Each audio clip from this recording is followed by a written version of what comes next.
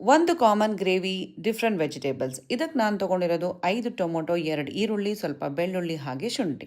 ಎಣ್ಣೆ ಬಿಸಿ ಆದಮೇಲೆ ಅದಕ್ಕೆ ಸ್ವಲ್ಪ ಚಕ್ಕೆ, ಲವಂಗ, ಏಲಕ್ಕಿ, 1 ಪಲಾವ್ ಎಲೆ ಹಾಗೆ 6ರಿಂದ 7 ಗೋಡಂಬಿ, ಈರುಳ್ಳಿ, ಬೆಳ್ಳುಳ್ಳಿ, ಶುಂಠಿನ ಹಾಕಿ ಚೆನ್ನಾಗಿ ಫ್ರೈ ಮಾಡ್ಕೊಳ್ಳೋದು. ಅದೆಲ್ಲ ಫ್ರೈ ಆದಮೇಲೆ ಅದಕ್ಕೆ ಸ್ವಲ್ಪ ಉಪ್ಪು, ಅರಿಶಿನ ಹಾಗೆ ಕಟ್ ಮಾಡಿದಂತಹ ಟೊಮೊಟೊನ ಹಾಕಿ ಮಿಕ್ಸ್ ಮಾಡಿ ಒಂದು 7ರಿಂದ 8 ನಿಮಿಷ ಲಿಡ್ನ ಕ್ಲೋಸ್ ಮಾಡಿ ಚೆನ್ನಾಗಿ ಬಾಯ್ಲ್ ಆಗೋದಕ್ಕೆ ಬಿಡಬೇಕು.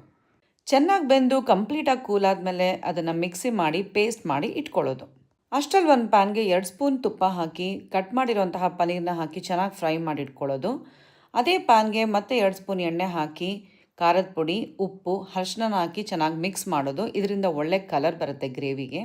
ಇದು ಒಂದು 4 ಮಿನಿಟ್ಸು ಚೆನ್ನಾಗಿ ಬಾಯ್ಲ್ ಆದಮೇಲೆ ಆಲ್ರೆಡಿ ನಾನು ಬಾಯ್ಲ್ ಮಾಡಿ ಇಟ್ಕೊಂಡಂತಹ ಬಟಾಣಿ ಮತ್ತು ಫ್ರೈ ಮಾಡಿ ಇಟ್ಕೊಂಡಂತಹ ಪನ್ನೀರನ್ನ ಆ್ಯಡ್ ಮಾಡಿ ಚೆನ್ನಾಗಿ ಮಿಕ್ಸ್ ಮಾಡೋದು.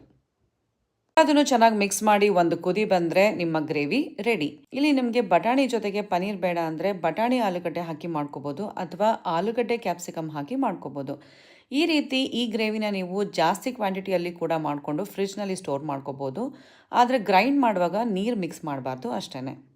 ಈ ಥರದೊಂದು ಗ್ರೇವಿ ರೆಡಿ ಇದ್ದರೆ ನಿಮಗೆ ಬೇಕಾಗಿರುವಂತಹ ವೆಜಿಟೇಬಲ್ಸ್ಗಳನ್ನ ಹಾಕ್ಕೊಂಡು ಇನ್ಸ್ಟೆಂಟಾಗಿ ಗ್ರೇವಿನ ರೆಡಿ ಮಾಡ್ಬೋದು. Hope you all